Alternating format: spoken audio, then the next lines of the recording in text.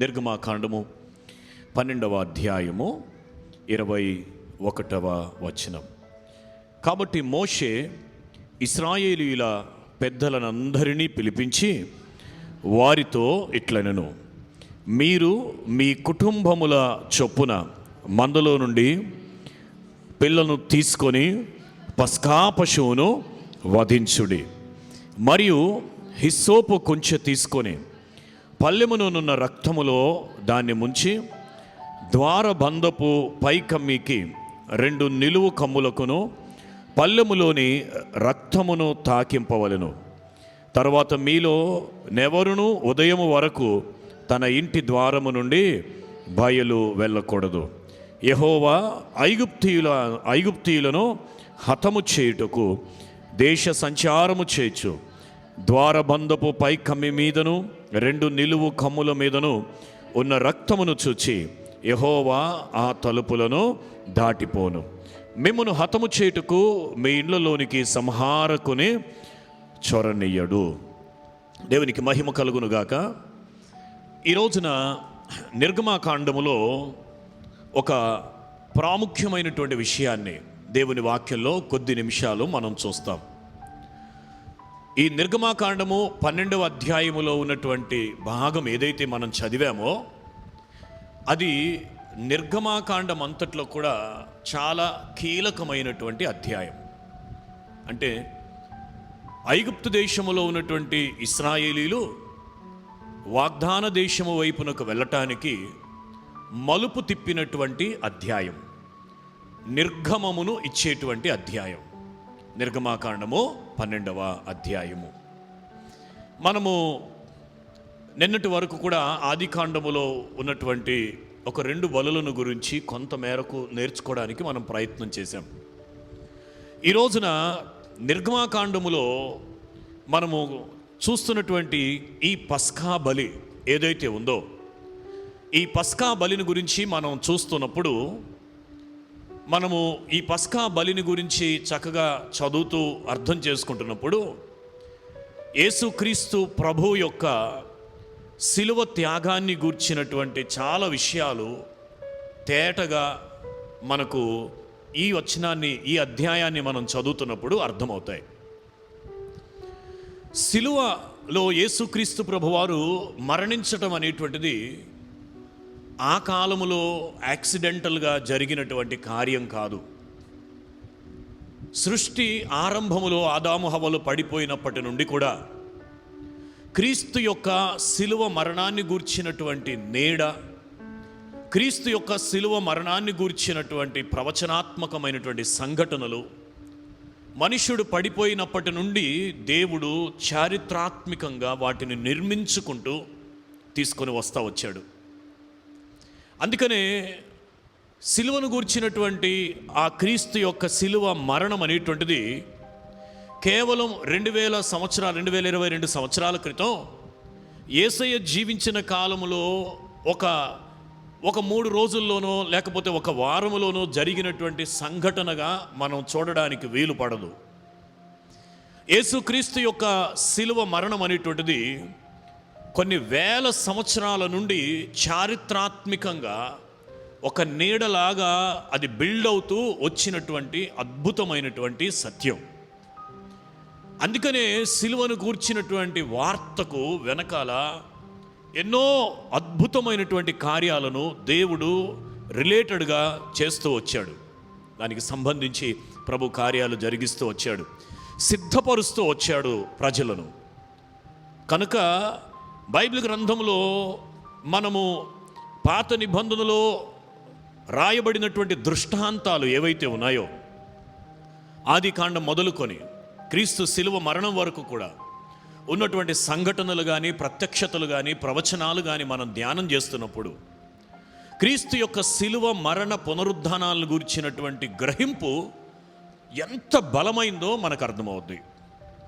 దాన్ని మనం అండర్స్టాండ్ చేసుకోవడానికి, క్రీస్తు శిలువ మరణ పునరుద్ధానాల గురించి మనం అర్థం చేసుకోవడానికి, దాని వెనుక ఉన్నటువంటి చారిత్రాత్మకమైనటువంటి నిర్మాణాత్మకమైనటువంటి సంఘటనలు మనం ధ్యానం చేసుకున్నప్పుడు మనకు ఆశ్చర్యం కలుగుద్ది. కనుక ఈ 40 రోజుల్లో మనం అదే ప్రయత్నాన్ని చేస్తున్నాం. నిర్గమాకాండంలో మనం 12వ అధ్యాయంలో మనం చూసినప్పుడు ఇక్కడ జరుగుతున్నటువంటి సంఘటనకు ముందు ఇశ్రాయేలీలు ఐగుప్తు దేశములో బానిసలుగా ఉంటున్నారు. ఇశ్రాయేలీలు ఐగుప్తు దేశములో బానిసలుగా వెట్టి చాకిరి చేస్తూ మూల్గుతూ ఆ దాస్యత్వములో మగ్గిపోతూ ఉన్న సమయంలో దేవుడు వారి మూల్గులను దేవుడు విన్నాడు. వారి కన్నీటిని దేవుడు చూశాడు. వారి శ్రమను దేవుడు చూశాడు. కనుక దేవుడు వారిని ఐగుప్తులో నుండి వారిని విమోచించడానికి దేవుడు సంకల్పించాడు. ఆ ప్రణాళికలో భాగంగా దేవుడు మోషేను లేవనెత్తుకున్నాడు. మోషేను దేవుడు జన్మించినప్పుడే ఏర్పరచుకున్నాడు. మోషేలో ఆ ప్రత్యేకమైనటువంటి ఆ సమర్పణను దేవుడు చూశాడు. ఐగుప్తు ధనము కంటే క్రీస్తు విషయమైన నింద గొప్ప భాగ్యమని మోషే ఐగుప్తును విడిచి రాజభోగాలను విడిచి పౌరుషం గలవాడై దేవుని కొరకు బయటకు వచ్చాడు. బయటకు వచ్చిన తర్వాత ఒకవైపున దేవుడు తన విధానంలో మోషేను తర్ఫీదిస్తూ ఉన్నాడు. మరొక వైపున ఐగుప్తు దేశంలో ఇశ్రాయేలీలు దాస్యత్వంలో మగ్గిపోతున్నారు. వారి మూలుగులను వారి కన్నీటిని దేవుడు విన్నాడు. దేవుడు తన ప్రణాళిక తన సంకల్పాన్ని దేవుడు నెరవేర్చేటువంటి సమయం ఆసన్నమైనప్పుడు మోషేను దేవుడు ఒక కొండ మీద దేవుడు దర్శిస్తాడు.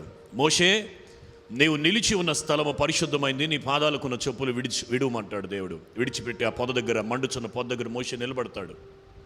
అప్పుడు మోషేతో దేవుడు చెప్తాడు, నీవు ఫరో దగ్గరికి వెళ్ళి మాట్లాడాలి అని చెప్పినప్పుడు, అయ్యా నేను నోటి మాంద్యం కలిగిన వాడిని, నేను మాట్లాడలేదని. దాని ముందు ఆ తర్వాత కూడా దేవుడు మోషేతో మాట్లాడుతున్నప్పుడు మోషే రకరకాల సాకులు చెప్తాడు. బట్ స్టిల్ దేవుని ప్రణాళిక మోషే మీదకు దిగి వచ్చినప్పుడు మోషే విధేయత చూపుతాడు. ఫైనల్గా యువతల వైపున మగ్గిపోతున్నటువంటి ఇశ్రాయేలీలు వారు ఐగుప్తులో ఉన్నారు దాసులుగా. మోషేను దేవుడు ఫరో దగ్గరికి పంపిస్తాడు. ఫరో దగ్గరికి ఇప్పుడు దేవుని పక్షముగా, దేవునికి ఒక ప్రతినిధిగా వెళ్ళి ఫరో ముందు వెళ్ళి మోషే నిలబడి అంటాడు, మేము వెళ్ళి మా దేవుణ్ణి మేము సేవించడానికి వెళ్ళాలి ఇక్కడ నుండి. కనుక మమ్ములను, మా ప్రజలను అందరినీ కూడా ఈ ఐగుప్తుల నుండి మా దేవుణ్ణి సేవించడానికి మమ్మల్ని పంపించమని చెప్పి మోషే వెళ్ళి ఫరో దగ్గరికి వెళ్ళి ధైర్యంగా దేవుని పక్షంగా వెళ్ళి మోషే ఫరో ముందు నిలబడి అడుగుతాడు. అడిగినప్పుడు ఫరో హృదయాన్ని కఠినం చేసుకుంటాడు. చాలా కఠినం చేసుకొని, ఎందుకంటే అన్ని లక్షల మంది ఇశ్రాయేలీలు ఐగుప్తు దేశంలో ఉన్నారు. ఇటువంటి వారందరినీ వదిలివేయడం, వాళ్ళ దేశాలకు పంపించేయడం, వాళ్ళు తమ దేవుణ్ణి సేవించుకోవడానికి పంపడానికి అస్సలు ఫరో ఇష్టపడలేదు. కనుక ఫరో హృదయం కఠినం చేసుకొని పంపించనన్నప్పుడు మోషే మరలా దేవుని దగ్గరకు వచ్చాడు. దేవుని దగ్గర ప్రార్థన చేశాడు. మోషే దేవుని అడిగాడు, అయ్యా నువ్వు వెళ్ళి చెప్పమన్నావు, నేను ఫరోతో చెప్పాను, కానీ ఆయన హృదయం కఠినం చేసుకున్నాడని. ఎప్పుడైతే ఫరో తన హృదయాన్ని కఠినం చేసుకుని దేవుని మాటలను రెఫ్యూజ్ చేశాడో, దేవుని మాటలు తృణీకరించాడో, ఇప్పుడు దేవుడు ఫరో హృదయాన్ని కఠినం చేశాడు. దేవుడు ఫరో హృదయాన్ని కఠినం చేసి భయంకరమైన పరిస్థితులు తీసుకొని వచ్చి 10 తెగుళ్ళు ఇంకా వరుసగా ప్రారంభం చేశాడు. దేవుని పరాక్రమము ఎలాంటిదో, దేవుని ఉగ్రత ఎలాంటిదో, దేవుని మాటకు లోబడకపోతే ఎటువంటి తీవ్రమైన పరిస్థితులు ఏర్పడతాయో వరుసగా తెగుళ్ళు ప్రారంభమయ్యాయి. నిజానికి ఫరో హృదయమే గనుక కఠినం అవ్వకపోతే మొదటి 1-2 తెగుళ్ళు వచ్చేసరికి ఫరో పంపించుండేవాడేమో.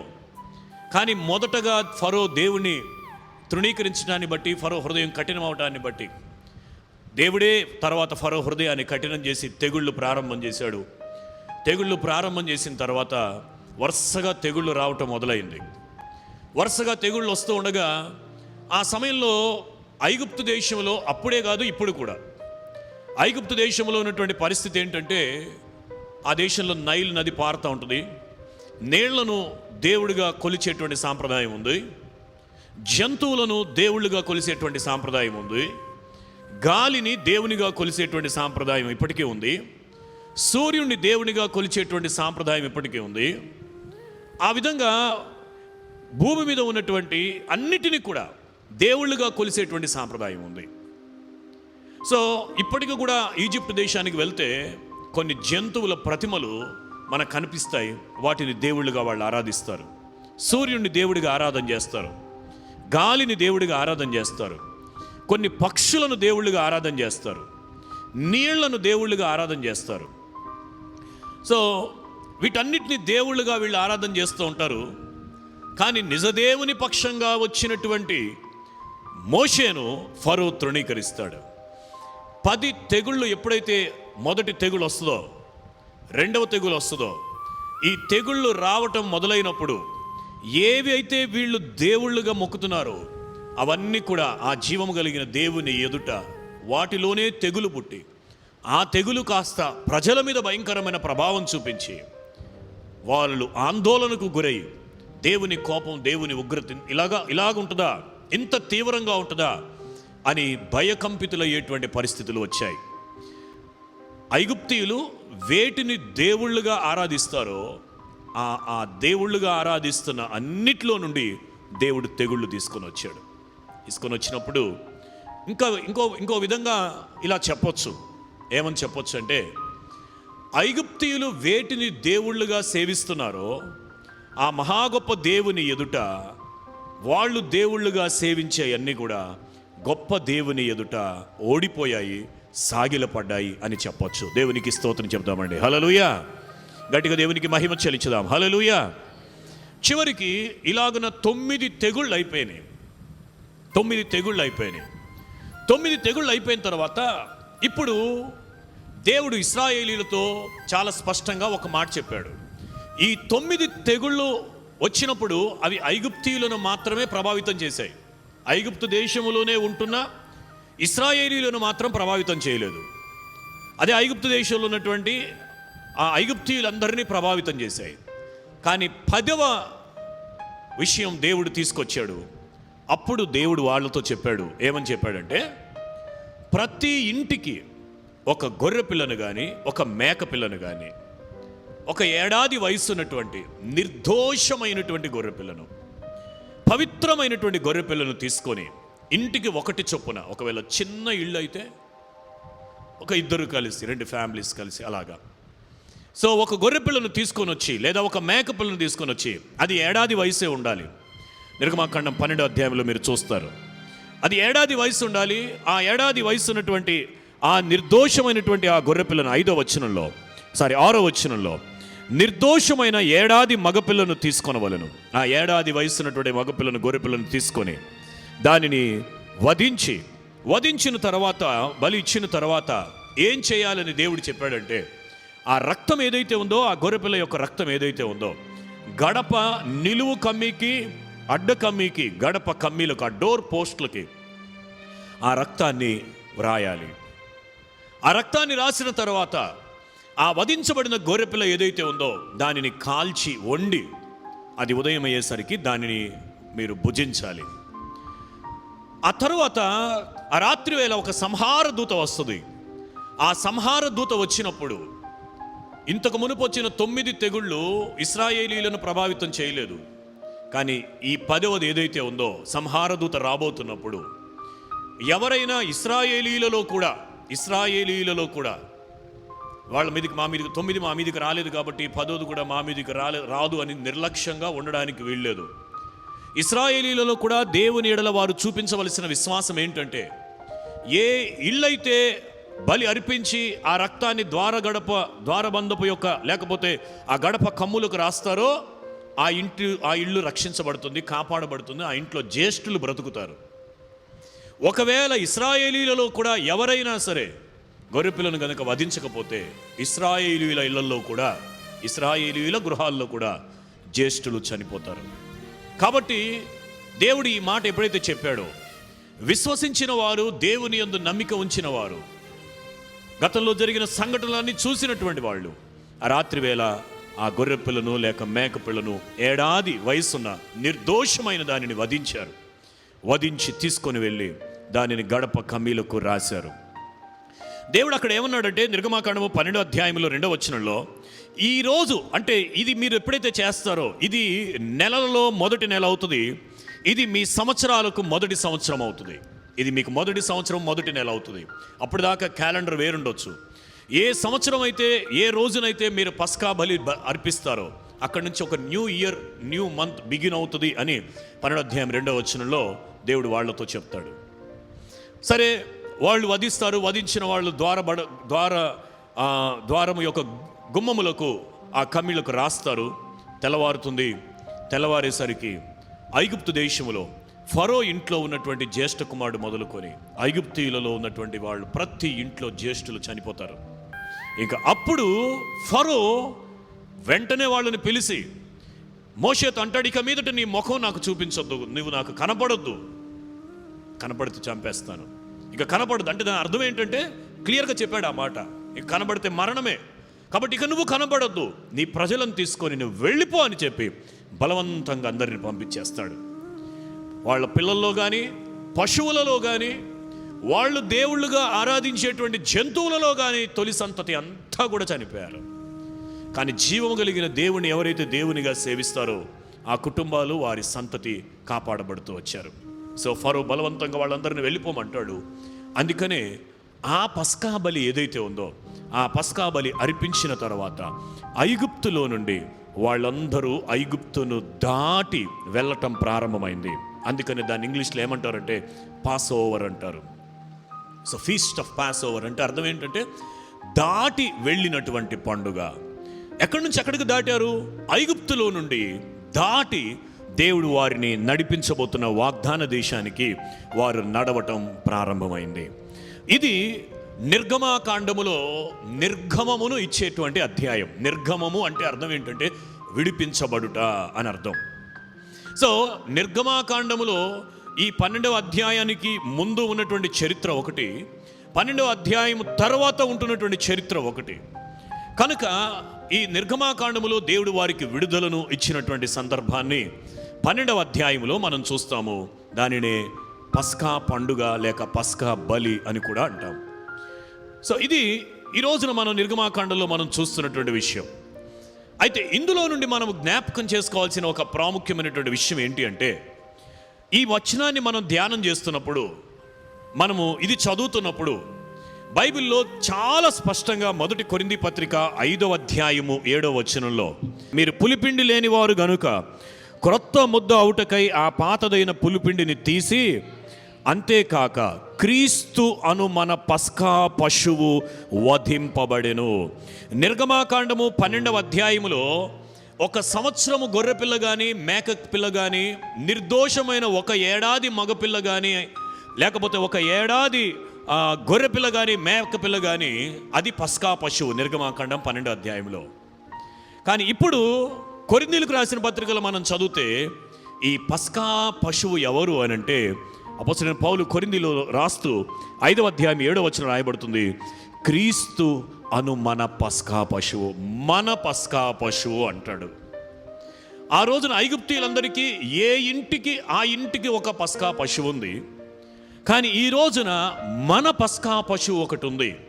మనందరి కొరకు పస్కా బలిగా, పస్కా బలి అంటే దాటింపచేసే బలిగా ఒకరు బలిగా అయ్యారు. ఆ ఒక్కరు ఎవరు అనంటే నిర్దోషమైన గొర్రెపిల్ల. ఆ నిర్దోషమైన గొర్రెపిల్ల ఎవరు అనంటే యోహాను సువార్త 1వ అధ్యాయము 29వ వచనంలో బాప్తీసమిచ్చే యోహాన్ అంటాడు, ఇదిగో లోకపాపములను మోసుకొని పోవు దేవుని గొర్రెపిల్ల అని అంటాడు. ఇదిగో లోక పాపములను మోసుకొని పోవు దేవుని గొర్రెపిల్ల అని యేసుక్రీస్తు ప్రభువారు అక్కడికి నడిచి వస్తూ ఉండగా, యోర్దాను నది దగ్గరికి నడిచి వస్తుండగా బాప్తీసమిచ్చే యోహాను యేసుని చూసి అంటాడు, లోక పాపములను మోసుకొని పో దేవుని గొర్రెపిల్ల.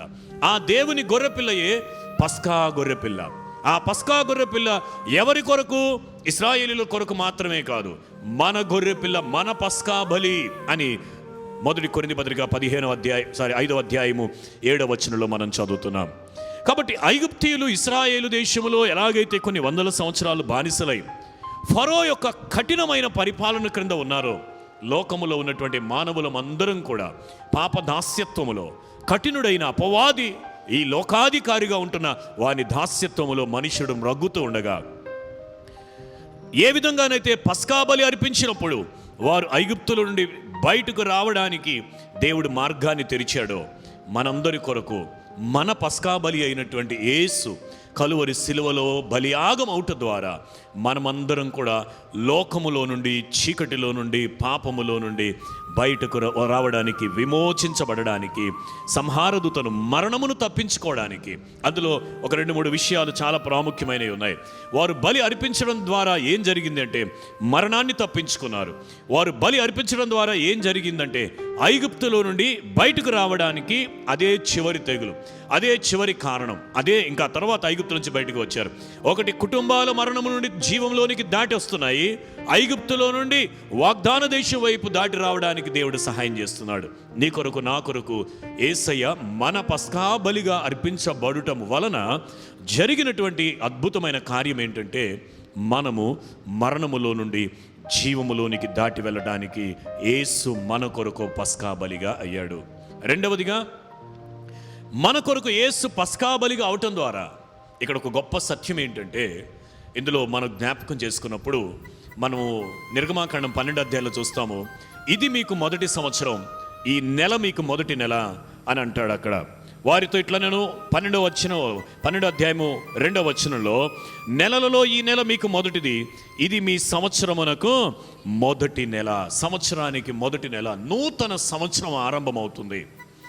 ఎప్పుడైతే మన జీవితాల్లో మన పస్కా బలి అయినటువంటి యేసు మన కొరకు వధించబడ్డాడని విశ్వసించి ఆ రక్తము చేత మనము పరిశుద్ధులం అవుతామో అదే మనకు కొత్త సంవత్సరం ప్రారంభమవుతుంది. అంటే యేసయ్య రక్తములో కడుగబడి మనము రక్షించబడతామో, ఆ రక్షించబడక ముందు ఉన్న జీవితం పాత జీవితం, మన పస్కా బలిగా అర్పించబడిన యేసయ్య రక్తములో మనం పవిత్రపరచబడిన తర్వాత మన జీవితం ఒక నూతన సంవత్సరం, ఒక నూతన మాసం, ఒక క్రొత్త జీవితం మనకు ప్రారంభమవుతుంది. ప్రైజ్ ది లార్డ్, హల్లెలూయా. ఇందులో మనము గమనించాల్సినటువంటి మరొక ప్రాముఖ్యమైనటువంటి విషయం ఏంటంటే, ఆనాడు బలి అర్పించబడినటువంటి పస్కా బలి ఆ సంవత్సరము గొర్రెపిల్లకు, నిర్దోషమైన ఒక సంవత్సరము గొర్రెపిల్ల వధిస్తే ఆ రక్తాన్ని ద్వారబంధపు కమ్మిలకు రాస్తే ఆ ఇంట్లోకి సంహార దూత రాకుండా శక్తిని ఇచ్చిన దేవుడు, ఆయనే మన కొరకు భూమి మీదకి వచ్చి మనిషి కుమారుడిగా వచ్చి ఆయన మన కొరకు బలియాగమై ఆయన రక్తముతో మనల్ని పవిత్రపరిస్తే ఆ రక్తానుకున్న శక్తి ఇంకెంత గొప్పది. కేవలం ఒక గొర్రెపిల్లకు ఆ గొర్రెపిల్ల రక్తాన్ని పూస్తేనే ఆ ఇంట్లోకి రాకుండా ఉండేంత శక్తిని ప్రదర్శించిన దేవుడు, తన కుమారుడైనటువంటి యేసయ్యే మన కొరకు ఒక పస్కా బలిగా అర్పించబడితే ఇంకా ఏ మరణము, ఏ సంహారదూత మన గృహాన్ని సమీపించకుండా కాపాడగలిగినంత గొప్ప శక్తి ఆయన రక్తములో ఉంది. ప్రైజ్ ది లార్డ్, హల్లెలూయా. పస్కా గొర్రెపిల్ల ప్రభు అయితే ఆ వధించబడిన రక్తము ఎంత శక్తి కలిగిందో, ఆ గొర్రెపిల్ల రక్తము ఏ సంహారదూత ఇంట్లోనికి రాకుండా మరణాన్ని ఆపగలిగింది. యేసయ్య రక్తము నేటి వరకు శక్తి కలిగింది, అది ఎప్పటికీ శక్తి కలిగింది. ఎందుకు అనంటే యేసు రక్తము పవిత్రమైన రక్తము. బైబిల్ చాలా స్పష్టంగా చెప్తుంది, అది దేవుని రక్తము అనవాడిన మాట వాడబడుతుంది బైబిల్లో. కనుక అది మరణము లేని దేవుని రక్తము గనక ఆ యేసు రక్తము చేత మనము ముద్రించబడినప్పుడు మరణము నుండి జీవములోనికి మనం దాటి వెళ్తాం. చివరిగా మరొక అద్భుతమైన సత్యం ఏంటంటే, ఆ పస్కా బలి అర్పించిన తర్వాత వాళ్ళు కానాను దేశానికి ప్రయాణమై వెళ్ళారు. అక్కడికి వెళ్ళడానికి ప్రభు మార్గాలు సరళం చేశాడు. మన కొరకు మన పస్కా బలిగా యేసయ్య బలిగా అర్పించబడిన తర్వాత మనము పరమ యెరూషలేముకు, పరలోక రాజ్యానికి వెళ్ళే ప్రయాణాన్ని దేవుడు మన కొరకు సరళము చేశాడు. దేవునికి స్తోత్రం చెప్దాం, హల్లెలూయా. ప్రార్థన చేసుకుందాం. దయచేసి అందరం కూడా తలలు వంచి ఈ రోజున దేవుని యొక్క వాక్యములో నుండి పస్కా బలి నిర్గమాకాండము 12వ అధ్యాయములో మనం చూస్తున్నాం. చాలా శక్తివంతమైనటువంటి అధ్యాయం అది. చాలా శక్తివంతమైనటువంటి బలి. ఆ రోజున వాళ్ళు ఆ బలి అర్పించిన తర్వాత ఆ గొర్రెపిల్ల యొక్క రక్తాన్ని ద్వారబంధపు కమ్మీలకు రాశారు. తర్వాత ఆ గొర్రెపిల్ల యొక్క మాంసమును వాళ్ళు కాల్చి తింటారు. యేసయ్య కూడా మనకు అదే చెప్పాడు, నా శరీరమును తిని నా రక్తమును త్రాగువాడు నిత్య జీవము కలవాడు అని. మన కొరకు ఆయన బలిగా అర్పించబడ్డాడు. తరువాత మనకు ఒక పరిశుద్ధమైన క్రమాన్ని ప్రభు ఇచ్చాడు. ఆ క్రమం ఏంటి అంటే, మనము ఆ రోజున పస్కా బలి అర్పించిన రోజున వాళ్ళు ఎలాగైతే కాల్చినటువంటి ఆ బలి పశువు యొక్క ఆ గొర్రె పిల్ల యొక్క శరీరాన్ని కాల్చిన దానిని వారు భుజించారో, నీ కొరకు నా కొరకు కలువరి సిలువలో పస్కా బలిగా బలి అయిన తర్వాత ఆ యేసయ్య మన పాపముల నుండి మనకు విడుదలనిచ్చాడు. అంత మాత్రమే కాదు, ఆయన శరీరములో ఆయన రక్తములో అనగా ప్రభు బల్లలో పాలివారమయ్యేటువంటి భాగ్యం కూడా ప్రభు తన ప్రజలకు అనుగ్రహించారు. అందుకనే యేసుక్రీస్తు ప్రభువారు సిలువకు అప్పగించబడే ఆ దినమునకు ముందు రోజుల్లో పస్కా పండుగలో ఆయన పాల్గొన్నాడు. ఖచ్చితంగా ఏ సీజన్లోనైతే పాస్ ఓవర్ ఫెస్టివల్ జరుగుతుందో, పస్కా పండుగ జరుగుతుందో, అదే కాలములో యేసు సిలువ వేయబడ్డాడు. ఇక మీదట మనము గొర్రె పిల్లలను వధించి, మేకలను వధించి, పావురాలను వధించి వాటి రక్తాన్ని మన గడపలకు రాసుకోవాల్సిన అవసరం లేదు. ఆ రక్తాన్ని మన నుదుటను మరింకెక్కడో రాసుకోవాల్సిన అవసరం లేదు. మన గడపలకు రాసుకోవాల్సిన అవసరం లేదు. ఏ బలి మనం అర్పించాల్సిన అవసరం లేదు. మన కొరక యేసయ్యే పస్కా బలిగా అర్పించబడి తన అమూల్యమైన శిలువ రక్తము చేత మనందరినీ పవిత్రపరిచాడు. మొదటి యోహాను పత్రిక 1వ అధ్యాయము 7, 8, 9 వచనాల్లో ఇలా రాయబడుతుంది: ఏలయనగా మన పాపములను మనము ఒప్పుకొనిన ఎడల యేసు రక్తము ప్రతి పాపము నుండి మనలను పవిత్రులనుగా చేస్తుంది అని. నిజమే, ఈ రాత్రి మనం ఒక ముఖ్యమైన సందర్భాన్ని జ్ఞాపకం చేసుకుంటున్నాం. యేసయ్య శిలువ మరణం అనేది యెరూషలేములో 2022 సంవత్సరాల క్రితం ఒక వారంలో జరిగిన సంఘటన కాదు. సృష్టి ఆరంభములో ఆదాము పతనమైన రోజు మొదలుకొని చారిత్రాత్మకంగా రెగ్యులర్గా ఆ నీడ, ఆ దృష్టాంతములు చరిత్రలో దేవుడు నిర్మిస్తూ వచ్చాడు. అది ఏదైనా తోటలో దేవుడే మొదటి బలినిచ్చి ఆదాము హవ్వలకు చర్మపు వస్త్రాలు తొడిగించడం కావచ్చు, లేకపోతే అబ్రహాము తన ఒక కుమారుని ఆ పర్వతం మీద మోరియా పర్వతం మీద ఇస్సాకును బలి ఇచ్చిన సందర్భం కావచ్చు, నిర్గమాకాండములో ఐగుప్తులో దాసులుగా బ్రతుకుతున్నటువంటి లక్షల మంది ఇశ్రాయేలు ప్రజలను విమోచించడానికి అర్పించబడిన పస్కా బలి కావచ్చు. ఇవన్నీ యేసు శిలువ మరణము యొక్క నీడలు, యేసు శిలువ మరణము యొక్క నీడ, యేసు శిలువ మరణము యొక్క నిదర్శనాలు, యేసు శిలువ మరణము యొక్క ప్రవచనాత్మకమైనటువంటి సంఘటనలు. ఆ కాలములో ఆ ప్రవచనాత్మకమైన సంఘటనల చేతనే దేవుడు వారిని విమోచించాడు. మరో అద్భుతమైన సంగతి ఏంటంటే, పస్కా గొర్రె పిల్ల వధిస్తే ఇశ్రాయేలీయులకు మాత్రమే విడుదల దొరికింది. కానీ మన పస్కా గొర్రె పిల్లగా యేసు బలి అవటం ద్వారా లోకములున్న ప్రతి అన్యజనులకు రక్షణ దొరికింది. ఎందుకంటే ఆ రోజున ఇశ్రాయేలీయులలో బలి అర్పించబడినటువంటి గొర్రె పిల్ల అది ఇశ్రాయేలీయుల కొరకు మాత్రమే అర్పించబడింది. కానీ కలువరి సిలువలో బలి అర్పించబడిన ఆ గొర్రె పిల్ల లోకములో ఉన్న అందరి పాపములను మోసుకొని వస్తున్న గొర్రెపిల్ల గనుక లోక పాపములన్నిటి నుండి విడిపించే పస్కా బలిగా అర్పించబడ్డాడు యేసయ్య. అందుకనే అన్యజనులమైన మనలను, అన్యజనుడనైన నన్ను, అన్యజనుడమైన మనలను, యూదులుగాక భూమి మీద ఉన్న ప్రతి ఒక్కరూ అన్యజనులే, మనందరికీ రక్షణ భాగ్యం దొరికింది అంటే యేసు మన పస్కా బలి అయ్యాడు. కనుక ఈ రోజున ప్రభు వైపు చూస్తూ ప్రార్థన చేద్దాం. 1-2 నిమిషాలు అందరం అలాగే కళ్ళు మూసుకొని ప్రభు యొక్క కలువరి సిలువ వైపు, ఆ పస్కా బలి వైపు చూస్తూ, ప్రభువా, ఆనాడు ఇశ్రాయేలులను విమోచించిన గొప్ప దేవా, నీ రక్తముతో నన్ను ముద్రించండి. మీ బలలో, మీ రొట్టెలో ద్రాక్షారసములో పాల్గొనడానికి ఎప్పుడు మేము సంసిద్ధులంగా ఉండడానికి మమ్మల్ని సిద్ధపరచండి. ఐగుప్తు నుండి వారిని విమోచించినట్టుగా మమ్మల్ని లోకముల నుండి మీరు విమోచించినందుకు ఆ విమోచన కార్యాన్ని బట్టి నీకు వందనాలు. ఆనాడు ఇశ్రాయేలులకే పరిమితమైంది, కానీ యేసయ్య మీరు బలియాగమవటం ద్వారా నాబోటి అన్యజనులకు కూడా మీరు రక్షణ ఇచ్చారు. మీకు వందనాలయ్యా. మరణము నుండి విడుదలిచ్చారు, ఐగుప్తు నుండి విడుదలిచ్చారు, మాకు నిత్య జీవాన్ని మీరు ప్రసాదించారు.